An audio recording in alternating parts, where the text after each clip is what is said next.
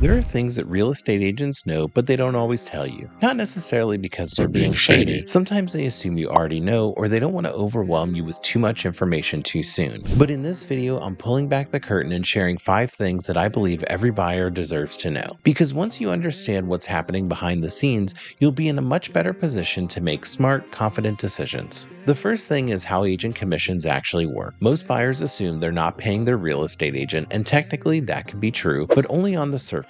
The reality is the commission is built into the price of the home. It's part of the seller's total cost of selling. In most cases, the seller pays both their agent and the buyer's agent from the proceeds of the sale, usually around 5 to 6%, at least where I'm located, and that amount is split between the two agents. But there's a shift happening right now. Going forward, buyers may need to start paying their own agent directly, or at least discussing the fee up front, depending on how the buyer-broker agreement is written. I'll go deeper into the buyer-broker agreement in just a moment, but this could definitely impact your out-of-pocket cost or even who you decide to work with. So one of the first things you should ask your agent is how they get paid and what your responsibilities are in that arrangement. Don't just assume the seller is covering everything, because that's not always going to be the case anymore.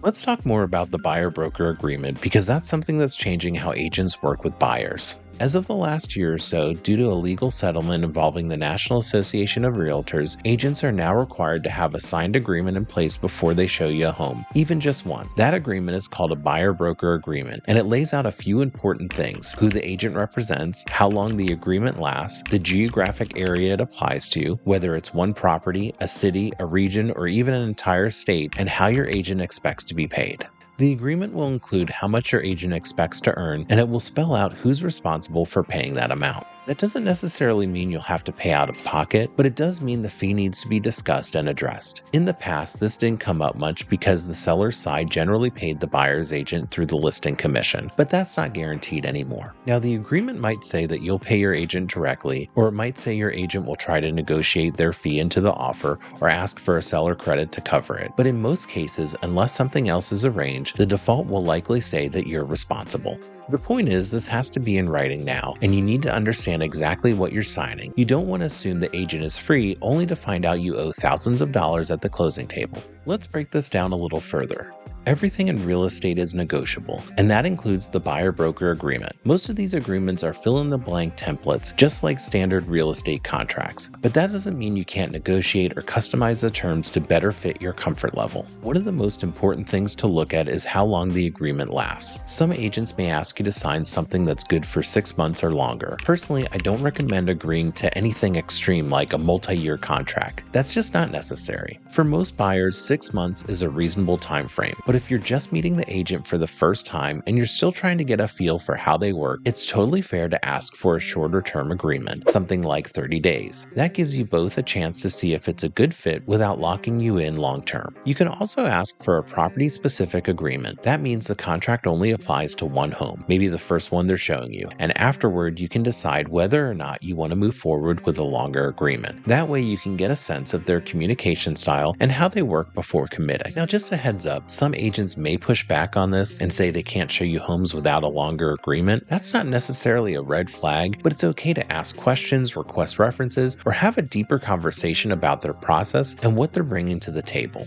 Another detail to pay attention to is the geographic area covered by the agreement. Some will limit it to a specific city or zip code, while others might cover an entire state. If you're in a large state like Texas, California, or Florida, and you're shopping hours apart in different regions, this could be a problem. No one is a true expert across an entire state, unless maybe you're in Rhode Island. Also, make sure you read the compensation section carefully. If the agreement says your agent expects to earn 3%, but the seller is only offering 2.5%, you could be on the hook for the difference, unless it's negotiated into your contract or handled in another way. So read that section carefully, ask your agent to explain how it works, and don't be afraid to ask if it can be adjusted. If you're not comfortable with something, speak up. You may also want to ask if there's a cancellation clause. If the agent isn't meeting your expectations, there should be a clear way for you to exit the contract. You might get some pushback here too, but remember, everything in real estate is negotiable. Ask yourself, do they want your business or not? There's no set standard rate. rate, even if some agents try to imply there is. Most agents work within a common range. For me personally, I might say 3% upfront, but be willing to go down to 2.5%. And if I've worked with someone before, or depending on their situation, I might go even lower. You can go to my website at workwithdang.com for free resources like a quick start home buying guide and a home buyer's course. I can help you find a real estate agent in your area. There's more information on my website. I make videos like this every week. Please subscribe if you haven't already. The second point is that you can interview agents and fire them too. Just because an agent answers your inquiry doesn't mean you're locked in. You're not obligated to work with the first real estate agent who responds to your Zillow message or picks up the phone. Unless you've signed a buyer-broker agreement, you're free to explore your options. Let's be clear, real estate agents work for you. You're the client. And just like any other professional, whether it's a doctor, a lawyer, or a financial advisor, you have the right to choose who represents you. This isn't about being rude or difficult. It's about finding someone who actually supports your goals and helps you make smart decisions during one of the biggest purchases of your life. I always recommend talking to more than one agent before committing, and a good agent, a professional,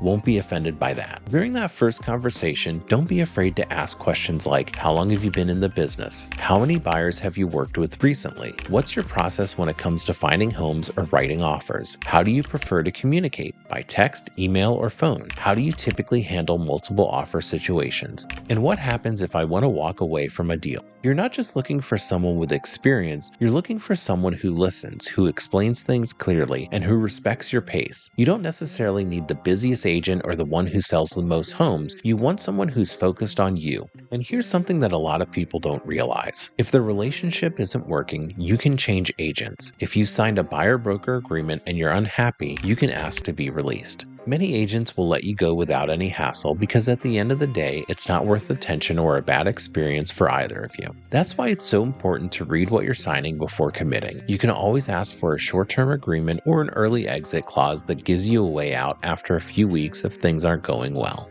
And if the agent is giving you a hard time, you can go to their broker, who's essentially their supervisor, and explain the situation. A lot of times the broker will step in and help resolve things or let you out of the agreement. The bottom line is this: the agent you choose can either protect your money, help you avoid costly mistakes, and guide you through the process, or they can just do the bare minimum and hope for a quick paycheck. This is your money, your time, and your future, so take the time to find the right match.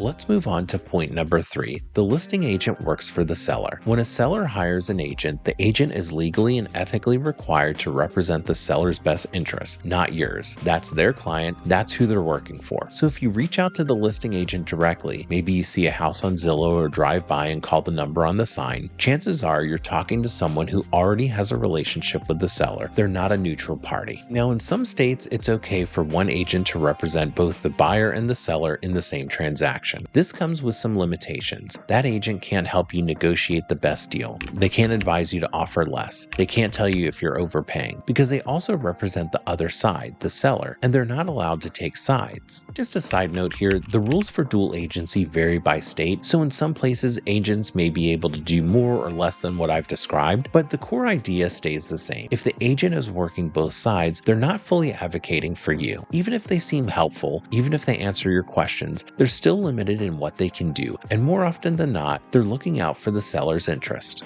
And I get it, some buyers reach out to the listing agent because they think it'll give them an edge, or maybe they don't want to sign a buyer agreement. But I can tell you from experience, most of the buyers I've talked to who went through the listing agent didn't feel like they were well represented. They often felt like they didn't have anyone in their corner. So if you're considering going straight to the listing agent, just proceed with caution. Understand what kind of representation you're getting or not getting, and be clear about your rights as a buyer. And honestly, at the end of the day, if you're really set on not having a buyer's agent, I would rather you just represent yourself than going through the listing agent. And I have a video that talks about how to buy a home without a real estate agent, so you might want to check that out. Let's talk about the fourth thing agents don't always explain. Some homes are priced to create bidding wars. Just because a house is listed at a certain price doesn't mean that it's worth it, and it doesn't mean that's what the sellers expect to get. Sometimes the homes are intentionally underpriced to create a buzz, get more people through the door, and trigger a multiple offer situation. The goal in those cases is to drive the final sale price above the asking price. Now, your agent may understand that pricing strategy, but they may not always tell you up front, especially if they're newer or don't want to discourage you. But a good agent will point this out early and let you know when a home is likely underpriced on purpose, so you don't get emotionally invested before you realize what you're walking into.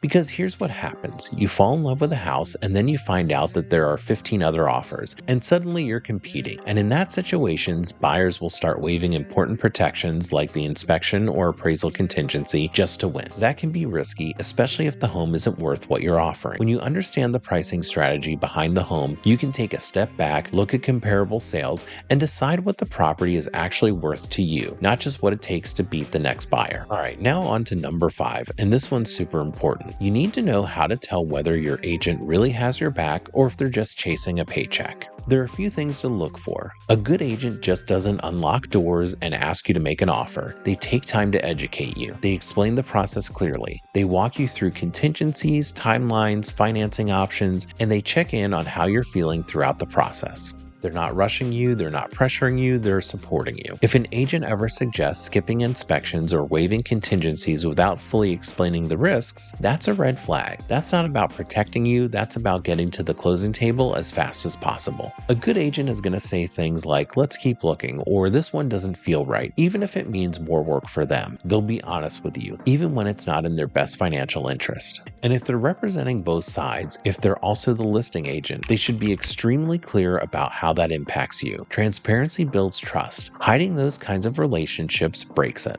Ultimately, your agent works for you. They should be asking you about your goals, your budget, your comfort level, and your long-term plans. If they're just trying to get you into any house as quick as possible, that's a sign they're not the right fit. Oh, and just a little bonus tip here, make sure that you feel comfortable talking to your agent, asking questions. I don't know how many times I've seen on like Reddit or other places online where someone is freaking out, not knowing what's going on, and asking the internet, hey, here's the situation, what do you guys think? When really, your agent is probably the person who's most equipped to be able to answer that question for you. So make sure that you feel comfortable with your agent and ask questions. Even if it's later at night, it's okay. I'd prefer to answer the question right then instead of having you wait until the morning to have to ask a question and freaking out and not being able to sleep at night. Most agents are doing their best to help, but the system isn't always transparent. If you understand these behind-the-scene details, you'll be in a much better position to ask the right questions, avoid surprises, and protect your money. This is your purchase, your money, your future. So take the time to find someone who truly works for you, not just the paycheck. Check out this video to learn how to buy a home step by step. Please like, comment, and subscribe. It motivates me to make more videos.